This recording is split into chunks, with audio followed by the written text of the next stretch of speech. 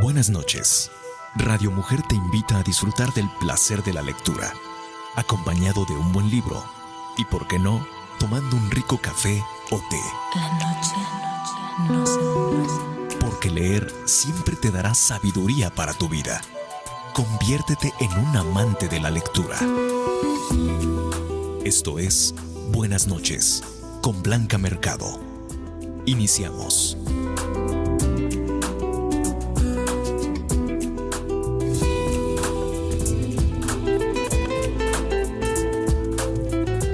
Cuando llega la noche, se encienden las estrellas y te siento junto a mí. Dulces sueños a quien me hace tan feliz con su sonrisa, a quien me entiende con su mirada y a quien me hace sentir tan apreciada con tan solo una frase. Buenas noches. Este no es un programa de radio, sino una zona de encuentro. Y en esta noche, buscando junto a ti en cada palabra que podemos encontrar en un libro, vamos a también recuperar un mensaje que nos motive, que nos informe, que nos inspire. Porque tú sabes que yo antes de dormir siempre debo leer un buen libro. Ya tengo todo listo. Vino tinto, he preparado canapés de jamón serrano para cenar, tostaditas de marlin con aguacate. Te voy a pasar la receta, está riquísima y es receta de familia. Postre, gelatina de limón. Hoy trabajaremos sobre un libro que encontré y que me inspiró para este tema, Rejas rotas. Hablaremos de fugas, traición, impunidad en el sistema penitenciario mexicano. El autor, Luis Carlos Sáenz, debe estar por llegar. ¿Qué tal? Buenas noches, ¿cómo estás? Hola Blanca, muy buenas noches. ¿Cómo estás? Bien, pasa por favor. Oye, Cuidado guapa, con el gatito, que es la mascota de la pequeña Rosy. Por favor, bienvenido. ¿Cómo te ha ido? Todo bien, gracias a Dios. Por favor, Ahorita pasa. Estaba lloviendo hace ratito. Sí, pero ya el clima está mejor, ¿no? Por favor, siéntate, preparado una rica cena. Vas a ver, te va a encantar. Y te voy a compartir, para que veas que soy buena onda, la receta de mi marlin. Me permití traer este pastelito de zarzamora. ¡Ay, qué rico! Para la dieta. Sí. Es yo sé que yo estoy segura que sí. Oye, qué bien huele, ¿eh? Sí, la verdad que sí. Y es una receta que ha pasado de generación a generación sobre el marlin, que te la voy a proporcionar también durante la noche, porque quiero que tú me cuentes todos tus secretos. Por favor, cuéntame, ¿por qué escribir un libro, Rejas rotas, editorial Grijalbo, sobre el sistema penitenciario mexicano? ¿Por qué? Bueno, a mí siempre me ha llamado la atención lo que pasa dentro de las cárceles, como a muchísima gente. Sí. Que quieren saber qué pasa dentro, pero no les gustaría estar allí. Sí. Igual ocurre conmigo, solo que yo por mi función como periodista, pues empecé a reportear cuestiones de nota roja, de nota policíaca, y muchos de esos caminos me llevaron al penal de Puente Grande, a conocer los procesos penales en los juzgados y bueno, a preguntarme qué había detrás de esas enormes murallas, de esas torres donde había mucha gente vigilando, gente armada. ¡Qué impresiona! Que impresiona, empecé a conocer el mundo carcelario cuando estuve en esta casa radiofónica en Promomedios. Teníamos un programa policíaco y las autoridades nos permitían transmitir todos los jueves, creo que eran los jueves, desde la terraza del Centro de Readaptación Social. Y transmitíamos programas, conocíamos a los internos, conocíamos la parte humana, pero lo que definitivamente me marcó para escribir sobre cárceles y saber y seguir enterado de qué ocurre en ellas y contar las historias son los motines, hechos sangrientos que hubo en 1995, donde fui a cubrir como reportero y donde tuve la mala experiencia de ser un rehén durante ese motín, un rehén durante varias horas. Y bueno, pues ahí llegué a conocer un poquito más a estas personas. ¿Y qué concepto tienes? Bueno, yo estaba en un dormitorio donde hay gente violenta, la gente que había sido castigada, pero que estaban inconformes, por lo mismo que estaban inconformes hasta aquel que se portara bien, que era por los malos tratos de custodios, por la mala atención a sus visitas, el maltrato, los abusos, vejaciones, falta de alimentos, en cantidad y en calidad, falta de agua, castigos. Ellos estaban en celdas aislados y bueno, pues reventaron, ¿no? Como dicen por ahí. No se les justifica, pero sí de alguna manera llegas a comprender que el hombre nace en libertad, debe de vivir siempre libre y finalmente ellos que han infringido la ley encuentran esa restricción, pero no por eso dejan de ser seres humanos. Yo quiero contactar con Luis Carlos Sainz, el escritor, no solamente de periodista que te lleva a familiarizarte con estos temas.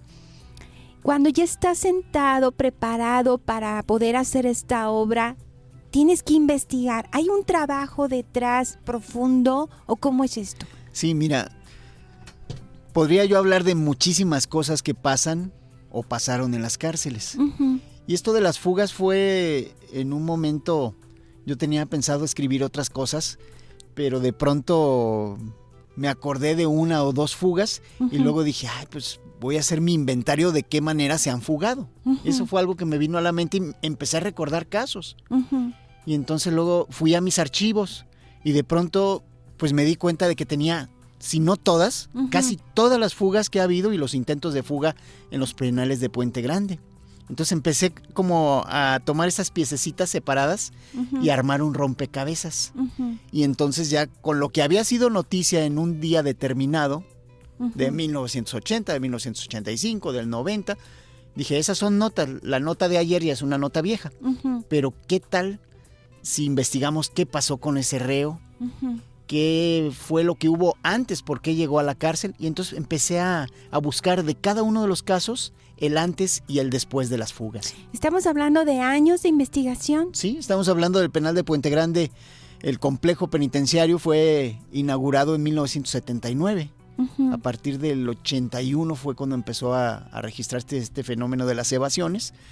Y yo soy reportero desde 89. Entonces tuve que tener todos mis casos del 89 al presente y empezar a investigar del 89 hacia atrás. Y empezar a juntar todas esas piezas y completar lo que yo ya tenía con datos de investigación, con datos de familia, con datos de expediente, con datos de sentencia. Cada autor escribe de diferente manera. Hay quienes empiezan por el final, hay quienes empiezan por una historia. ¿Cómo empieza este libro? ¿Dónde estabas? ¿Qué es lo primero que escribes? A lo mejor el título. No sé, me encanta imaginarme qué hace el autor. Bueno, ya la idea de hacer un libro estaba desde hace mucho, ¿no? Como mucha gente con la que platicamos. Yo también quiero escribir un libro. Voy a escribir un libro y pues así estaba yo en eso. Sí. Y pasaron años y nunca hice ningún libro, ¿no? Y material siempre he tenido de sobra. Y esa vez me encontraba yo en un fin de semana de descanso en una hacienda allá por Zapotlanejo. Estuve turisteando sin hacer nada, pero se me ocurrió llevarme la computadora, cosa rara. Y entonces estaba yo en el proyecto de mi tesis, que es sobre aspectos carcelarios, y empecé a acordarme de lo de las fugas y las empecé a hilar. Lo que empezó a ser como un reportaje resultó ser la introducción del libro. O sea que un libro trae muchas historias que a veces no conocemos y hoy las vamos a descubrir.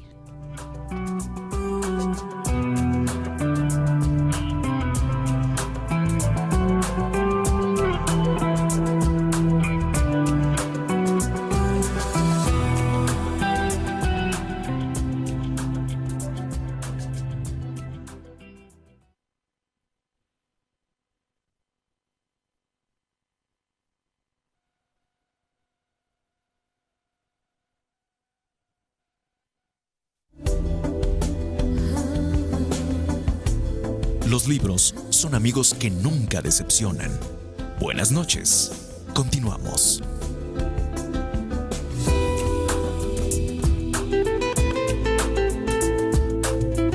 Al terminar el día, siempre es bueno visitar a los amigos y dedicarles tiempo. Y con una frase simple recordar cuánto te importan. Buenas noches. Y en este momento, seguramente el abuelo tiene algo que contar.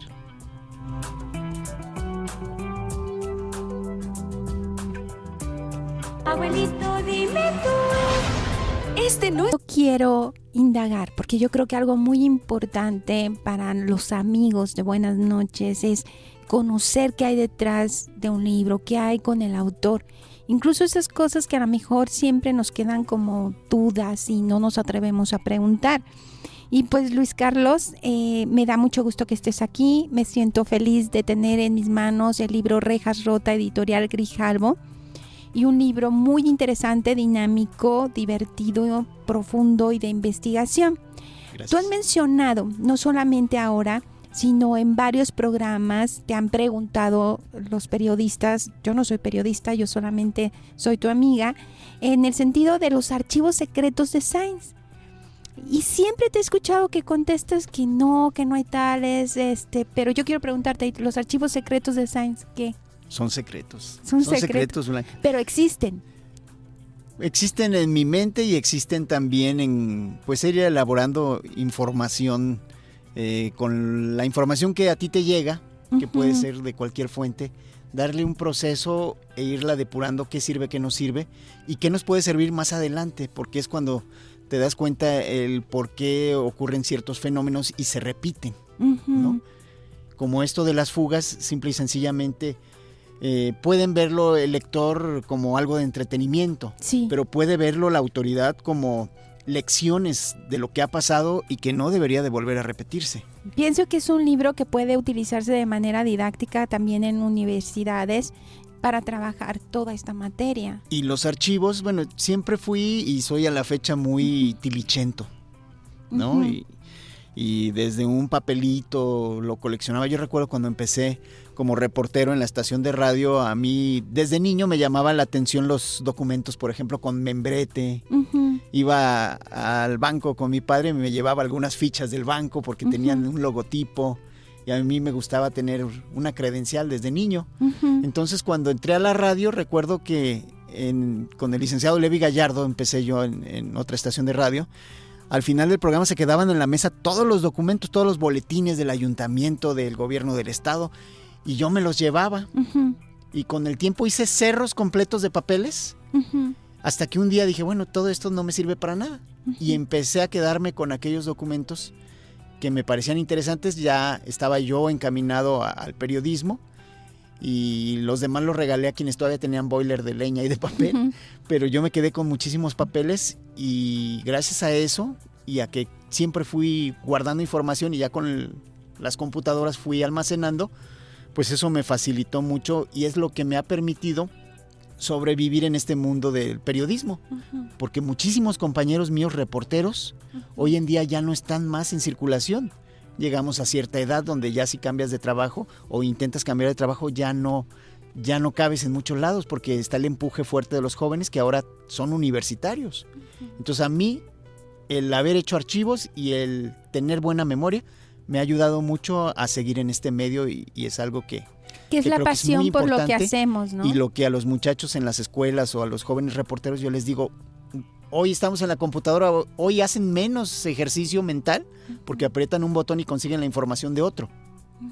Hagan sus propios archivos y van a sobrevivir. Y pueden crear obras como esta, no nada más de ser compiladores, sino realmente investigar y tener datos que otros no tienen. Pues eso nos sirve mucho. Quiero preguntarte cuál fue la frase o lo primero que escribes. ¿Lo recuerdas? ¿Tienes alguna idea de qué fue lo primero que escribes de este libro? El título, el prólogo, el índice, no sé, cada escritor me ha contestado de diferente forma. ¿Tú cómo lo has hecho? Al pensar en las fugas, lo inmediato que pensé, ¿por qué se escapa la gente? Entonces inicié con algo así como, el hombre ha nacido en libertad. Y a pesar de haber cometido la peor falta, de todos modos siempre va a buscar ese camino que es la libertad. Como algo que para él es fundamental. Libre. El sentido de su vida, del ser humano, tal vez es a través de la libertad. Y este interés por la libertad te lleva a escribir algo relacionado con la libertad. ¿Qué es para ti la libertad? Bueno, pues la libertad es el poder hacer lo que tú quieres. Obviamente tiene ciertos lugares donde tienes que respetar la libertad de los demás y es hasta donde puedes llegar, ¿no? Pero yo como periodista siempre he hablado de la libertad de expresión y y por ello lo manifiesto a través de las páginas de un libro. Muy bien, entonces parte de la inspiración de Rejas Rotas es el sentido de la libertad, y en esa búsqueda de la libertad estas fugas, y vas narrando diferentes fugas. Me encanta porque lo haces de una manera divertida, no es un texto pesado, además de que es una investigación profunda y seria. No es un texto que sea difícil de leer. Para mí es muy importante esto, porque hay libros que son muy buenos, pero muy complicados para comprenderlos. Me gusta la manera en que lo has hecho, como muy sencillo, muy incluso en ciertas narraciones muy poético. Entonces te voy a invitar, me encanta sorprender a mis invitados, a que abras al azar tu libro y en una de las fugas me leas un párrafo. Ahí se detecta un buen libro, cuando al golpe de vista lo que lees suena interesante y fácil de comprender. Las andanzas de Michael o Glenn se complicaron en Palm Springs, California, cuando hizo amistad con Kim Robert Lavallee, un piloto aviador millonario, al parecer vinculado al tráfico de drogas con quien jugaba tenis. Los celos por la fortuna de Kim llevaron al gringo a planear la muerte de aquel para apoderarse de su dinero y darse una buena vida. Para ello contó con la complicidad de su también amigo Frank Soto. Ambos le tendieron una trampa al acaudalado hombre y lo asesinaron en su propio condominio. Lo golpearon con pies y manos y finalmente lo apuñalaron. Vaya, es parte y todo real, ¿verdad? Nada Sí, parte de la imaginación. Sí, este norteamericano que se fugó en 1991 de Puente Grande, el gringo, Michael Stuart Carrera, que tenía otro nombre, Glenn Stewart, él se fugó de un penal de los Estados Unidos. Estaba preso por lo que acabo de mencionar, matar a una persona millonaria. Era un hombre muy seductor que lograba tanto enquistarse o ingresar al mundo de personas con poder económico como seductor con las mujeres. Se fuga del penal de un penal de Estados Unidos y acá lo detienen nuevamente y se fuga del penal de Puente Grande disfrazado de mujer. Por eso un poquito del antecedente de por qué estaba detenido. Aquí en Vallarta lo detuvieron con droga. Entonces son personas, los delincuentes que han intentado estas fugas, son personas como tú, como yo, pero que tienen talentos que están muy marcados y que a lo mejor no de la manera más adecuada, pero los utilizan en esa falta de recursos para hacerlo en el camino correcto, pero son personas muy capaces. Sí, este hombre no tenía un trabajo formal, pero todo el mundo creía que era empresario, otros creían que era comerciante, porque lograba a través de manipulaciones conquistar a la gente, hombres y mujeres. Esa magia seductora. ¿Hay algunas características entre las fugas que nos presentas que hagan semejante a los personajes? Si me pudieras decir 3 cosas en las que viene a tu mente, así piensa rápido, 3 cosas en que tú has visto que se podrían parecer estas fugas, los personajes de estas fugas. Bueno, todos ellos son hábiles, al menos en cuanto a la agilidad mental y a estar listos y analizando el movimiento de los demás. Muy analíticos, observadores. Todos son labiosos en su mayoría. Habilidad para comunicarse, muy bien. Así envolver. Es. Y también muestran cierto aspecto como de dar, no lástima, pero sí como un poquito de tratar por llegar por el lado emocional al personal de seguridad. O sea, tratan de ser como la parte que nos mencionabas de la seducción, o sea, son carismáticos. Sí, pero me refiero a ser así como que si te dijeran, es que mi madre está enferma, mi hijo está enfermo, entonces tratan de llegar por ese lado. Manipuladores a través de las emociones. Sí. Oye, esto está súper interesante, tienes que seguirme contando más.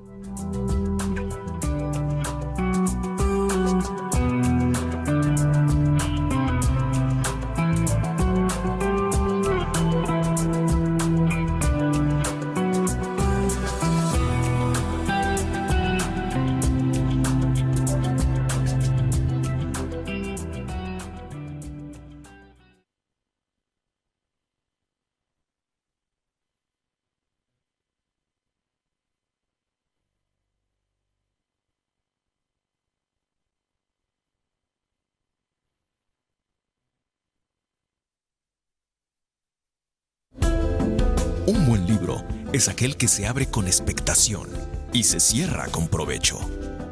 Buenas noches. Continuamos.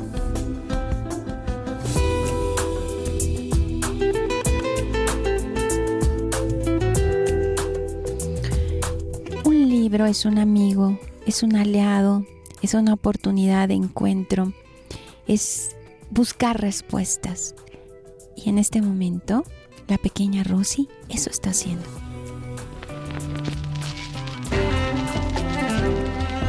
Escucha el ruido de las letras.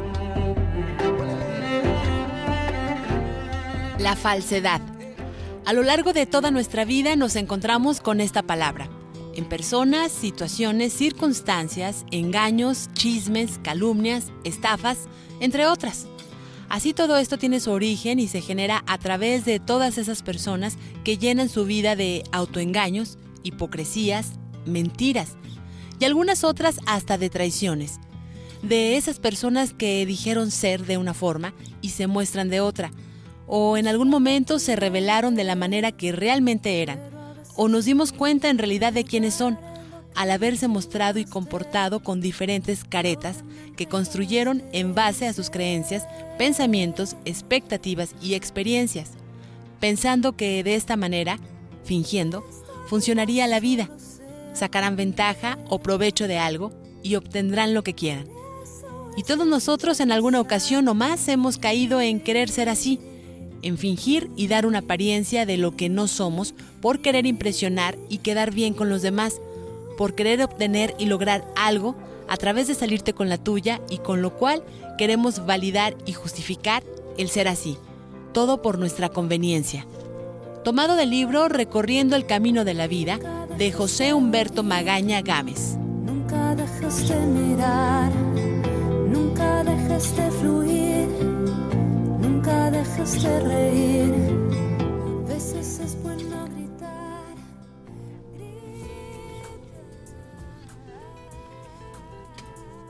Rejas rotas.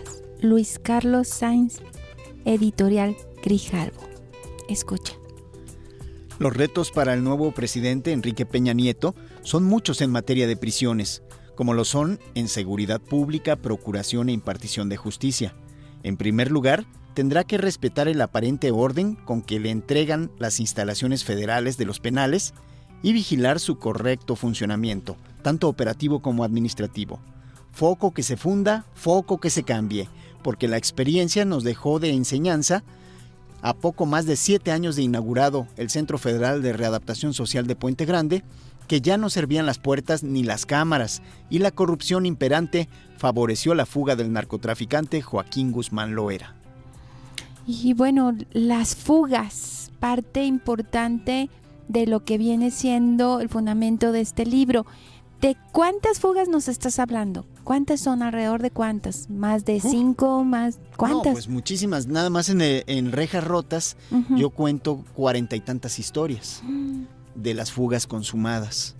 Hubo aproximadamente otras 30, 35 fugas frustradas que no se consumaron y que ya pues no pero que son buenos intentos de fuga y materializados hasta un nivel alto, me imagino. Claro, no. Si hablamos de la dinámica de quienes no han escapado, ya sea por voluntad propia o porque la autoridad lo impidió o algún asunto fortuito, pues vamos a encontrar con que son hasta más impactantes o emocionantes que algunos de los que se fugaron de una manera muy sencilla. Claro. Simplemente para cuestiones editoriales fue más atractivo para la editorial publicar las que sí se consumaron. Muy bien, habrá que hacer un Rejas Rotas 2, ¿no? Con toda esa información que no se debe quedar solo en los archivos secretos de Sainz, sino que debe ser parte de todos los que te damos seguimiento. En eso estamos, Blanca. Algo que me llama mucho la atención, bueno, dentro de las fugas está la de Chapo Guzmán, pero te refieres a la primera fuga. Cuéntame. Sí, pues la primera, imagínate que ya tuviera el libro de la segunda. No. Ya me imagino que ahí viene también. ¿O es secreto también? Es un secreto. Okay. Bueno, a ver, sí, háblame de esta fuga de Chapo Guzmán que es publicada en tu libro. La primera fuga se da en un contexto muy especial donde se logra corromper y carcomer los cimientos de del penal federal de Puente Grande, un penal de máxima seguridad, cuya honorabilidad estaba todavía a prueba. Nace en 1993 esta cárcel y en 99 empieza a descomponerse el sistema. Lo que leí hace unos momentos es lo que escribí cuando en 2012 empecé a hacer el libro y venía el cambio de administración. Efectivamente dejaron de funcionar muchas cosas en el penal debido a la corrupción. A que llegó gente de seguridad y por los narcotraficantes, quienes compraron drogas, el ingreso de prostitutas, agresiones al personal, agresiones a otros internos. Y bueno, en ese contexto se da la voz de alerta a la Ciudad de México que el Chapo Guzmán y otros narcotraficantes tenían ya el poder, estaban sobre el director del penal de máxima seguridad, mandan a acomodar a los internos a celdas de tratamientos especiales, que así les llaman, y estas órdenes no fueron cumplidas. Y cuando ya le iban a dar cumplimiento el 19 de enero de 2001, resulta que el Chapo Guzmán ya no estaba. Se dan cuenta de que se había fugado en un carrito de lavandería, empujado por un empleado de mantenimiento que había hecho buenas migas tiempo atrás con el Chapo Guzmán. Entonces hay cierto carisma. En un carrito de lavandería. Y en esta última fuga es en relación a un baño, ¿verdad? O sea, como que la limpieza y fluir le va bien al Chapo. Y en esta última fuga, ¿qué puedes decir? ¿Qué nos puedes aportar? Que bueno, se ha platicado tanto, en todos lados escucho hablar de lo mismo, a pesar de que bueno, no es mi área en especial, pero pues me ha despertado mucha curiosidad. Entonces, ya que te tengo aquí, voy a hacerte varias preguntas también al respecto. ¿Qué ocurre en esta segunda fuga? Bueno, es muy incipiente todavía la información, pero pues lo que se tiene es una horadación, no cualquier perforación en el piso, sino un túnel con alta imaginación de parte de quienes lo realizan y sobre todo alta tecnología que se utilizó para elaborarlo. No estamos hablando de un túnel como los de la mayoría de las fugas de cárceles, que cruzas la calle, sales a una finca al otro lado o en la coladera y ya te vas. Sí. Acá estamos hablando de 1,5 kilómetros de distancia, desde el penal hasta una casita en construcción que se estaba elaborando ahí en una zona donde pues son parcelas en su mayoría. No está permitido construir cerca del reclusorio y bueno, pues por eso lo hicieron hasta 1,5 kilómetros. Necesitaron de topógrafos, ingenieros, arquitectos, electricistas. Era un túnel que tenía incluso unos rieles para que 2 motos mecánicas funcionaran para sacar la tierra o para llevar y traer materiales. Quiere decir que desde tu punto de vista, entre la primera fuga que tenemos registrada en Rejas Rotas y esta segunda fuga, hay como una evolución en el protagonista, o sea, es más espectacular, más ruidosa, más compleja, ha aprendido mucho, lo está aplicando. ¿Qué podrías decir? Y es que es obvio, mira, todos los delincuentes que se han escapado de prisión, si te escapas de una cárcel municipal, el día que te detienen y te mandan a una cárcel estatal para que no te escapes de una municipal, pueden o podrían escaparse de esa cárcel estatal y ha ocurrido. Entonces, al Chapo Guzmán ya le tenían mucha vigilancia por haberse escapado en una ocasión. Igual que a todos los internos les tienen cámara en su celda y aparte algunas cuestiones de vigilancia mayores. Pero resulta que en la celda había 2 puntos ciegos, que eran precisamente el retrete y el otro la regadera. Esos 2 espacios no tienen cámara por cuestión de respeto, de dignidad y respeto a los derechos humanos.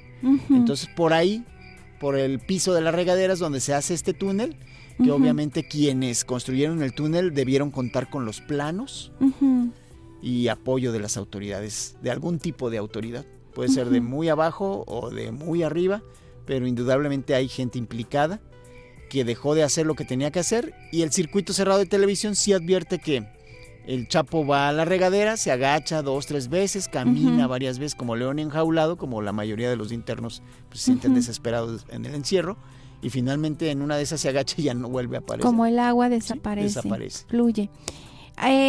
¿Tú crees que esto se podría haber llegado a considerar como una posibilidad muy alta por la primera fuga que ya tuvo? O sea, ¿se puede que sí se sospechara que podría pasar algo así o no? Sí se sospechaba que podría intentarlo. ¿Por qué?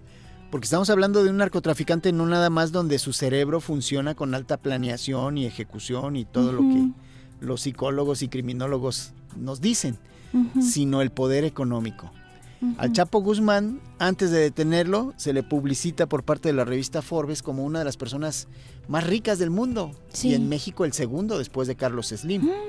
Entonces lo detienen, aseguran 5 inmuebles que conectaban con túneles al drenaje en Sinaloa, por donde llegó a escapar varias veces. Ahí lo detienen hasta Mazatlán, porque se les peló por túneles de unas casas. Y lo único que fue asegurado fue el armamento, algunos vehículos y las casas. ¿Dónde estaba la fortuna? ¿Dónde había otros inmuebles? Seguramente había mucho en inversión. Jamás se le aseguró. Entonces, un narcotraficante al que no le desactivas la parte económica es como si no lo detuvieras. Claro. Entonces, intentos se sospechó que iba a haber, pero no que pudiera consumarlos porque lo tenías muy bien vigilado o deberías detenerlos. Para un periodista, para los periodistas, Luis Carlos, ¿qué representa un hecho como el que estamos viviendo con el Chapo Guzmán? Es una oportunidad. A mí me interesa mucho que todos los amigos de Buenas Noches comprendamos por qué se ha vuelto tan importante hablar de esto. ¿Qué les representa? Bueno, mira, en primer lugar, a los que somos reporteros de las fuentes de seguridad y policíacas, pues obviamente nos apasiona y nos llama la atención. Y es una obligación. Pero este caso, desde hace muchos años, México se convirtió en nota roja. Las principales noticias de noticieros de televisión están en las malas noticias, ¿no? Yo quiero que me platiques mucho más de lo que hace un periodista y ahora un escritor. ¿Qué hay detrás? Tengo muchas dudas.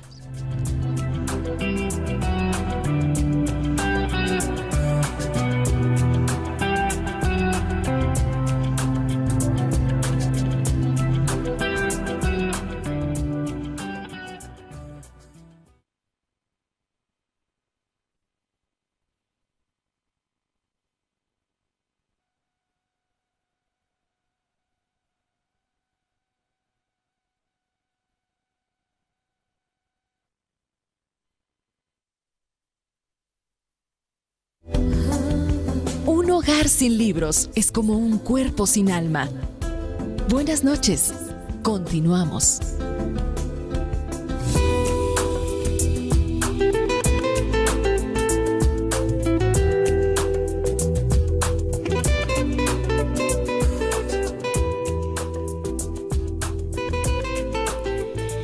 Y bueno, tanto por preguntar, y en esta parte del periodismo es una pasión lo que los lleva, como cualquier otro profesionista, a sentir que tienen que informarnos, darnos los datos más claros.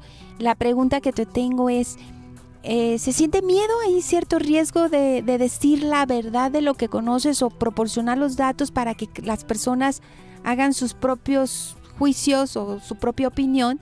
¿Se siente miedo? ¿Tienes miedo al mostrarlo? ¿El periodista siente ese miedo? No, yo creo que ningún periodista tiene miedo.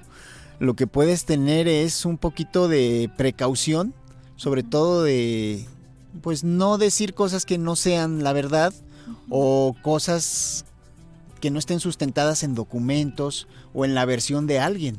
A lo mejor es cuando dices, ay, bueno, pues me reservo hasta tener más elementos.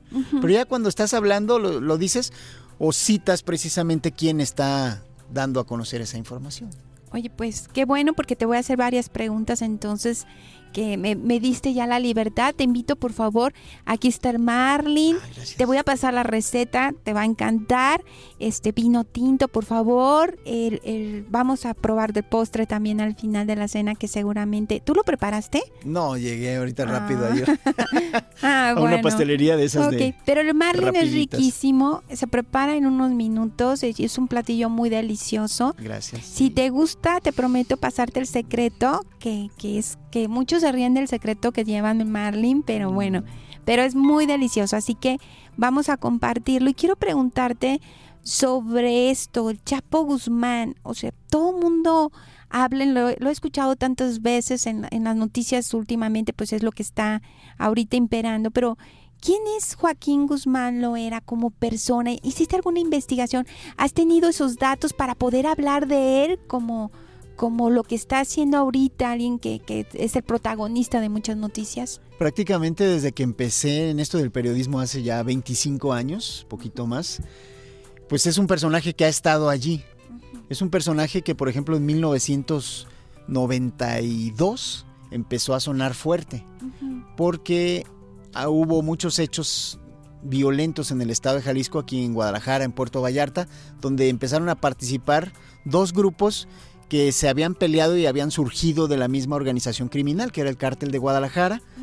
Se parte en varios fragmentos. Uno de ellos fue el Cártel de Ciudad Juárez con Amado Carrillo Fuentes, otro fue el Cártel de Tijuana con los hermanos Arellano Félix, y el otro fue el Cártel de Sinaloa, que no se llamaba así en ese entonces, con el Chapo Guzmán y el Güero Palma.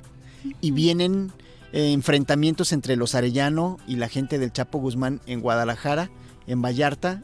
De pronto aparecían muertas unas personas, ejecutaban a otros, a unos del Chapo, luego a otros de los Arellano, y eso fue lo que, cuando mataron al cardenal Juan Jesús Posadas Ocampo, hizo que plenamente quedara este hombre como uno de los más buscados, y lo detuvieron a los siguientes días el 7 de junio de 93 lo detuvieron.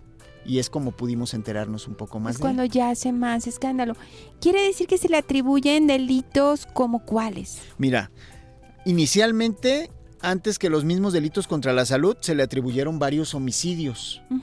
Homicidios dobles, homicidios de 3 personas, el asesinato, secuestro y homicidio de 9 personas en Iguala Guerrero. Fueron secuestrando personas desde Guadalajara y el Distrito Federal, familiares de un narcotraficante, y los asesinaron en Iguala Guerrero. Entonces tenía muchas causas penales por homicidios y todas las fue librando. Ningún caso de homicidio se le pudo comprobar al Chapo Guzmán. De 19 procesos penales, solo se obtuvieron condenas en 3, por portación de arma de fuego y por asuntos de narcotráfico, pero nunca por homicidio. Un asunto de narcotráfico relacionado con la posesión de unas pastillas. Y no creas que un cargamento de droga. Este tipo de personas, según tus investigaciones, representan a alguien común. ¿Qué les pasó?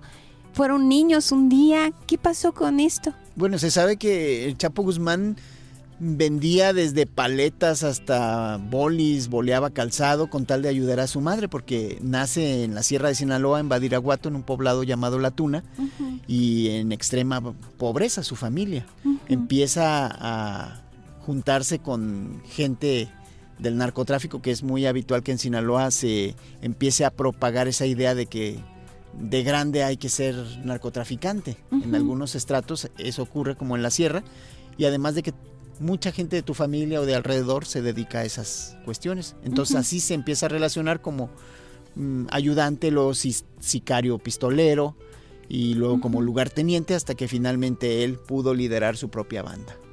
Okay, entonces estamos hablando de una persona que fue creciendo en este ámbito, no como lo pudo haber hecho en otro ámbito. No tenía la primaria completa, por ejemplo. No tiene estudios. No tenía, porque ya en la cárcel concluyó la primaria y concluyó la secundaria. Entonces lo prepararon. Bueno, él es una de las obligaciones. Es un derecho del artículo 18 constitucional para la gente que está en prisión. Es un derecho estudiar, hacer deporte, atenderte la salud, tener trabajo y capacitación. ¿Y era para el buen trabajo. estudiante? No mucho, pero pasaba de panzazo. Ok. Y eso lo demuestran sus constancias que él llegó a promover en un amparo para tratar de obtener la libertad anticipada. Decía, le escribió de puño y letra al juez: yo ya estoy readaptado, señor juez. Yo entré aquí con primaria y ya terminé la secundaria y anexo todas mis constancias. Y eran de que participó en concursos de poesía, en clases de teatro, en fin, cuestiones relacionadas con las artes. Pues es un tema muy interesante del cual podemos hablar tanto, pero Rejas Rotas, un libro de Editorial Grijalbo, autor Luis Carlos Sáenz, periodista, abogado, escritor, y bueno, ya lo escuchaste, el portador de los archivos secretos que hoy confesó que sí existen, aunque son un misterio, y que bueno, que eso hace que su trabajo sea muy hábil. Y mucho que promete este libro, como seguir investigando de fugas que son fundamentales para conocer qué ocurre de una manera como muy agradable. Permítame, voy al baño, debajo de la cama, barrotes de papel, Gracias por su visita, la banda del pollo, las sábanas del adiós, nos aliviamos, nos vamos. O sea, parece que en este libro, que ya lo leí de principio a fin, vamos a pasar un momento ameno, agradable y vamos a investigar. Sí, nos vamos a sorprender también de la astucia de algunos de estos delincuentes, que no es como para elogiarse. Vamos a ver también en ocasiones la complicidad de un sistema y de algunos malos servidores públicos. Se me antoja para muchos sociólogos también. Para psicólogos también, porque hablamos aspectos de la vida en la cárcel para estas personas y el por qué están allí o cómo es su convivencia también, ¿no? Aquí no hay pan duro, sentencia de amor, se volvieron aire, donde andax, tráiganme unas frutas, está rezando.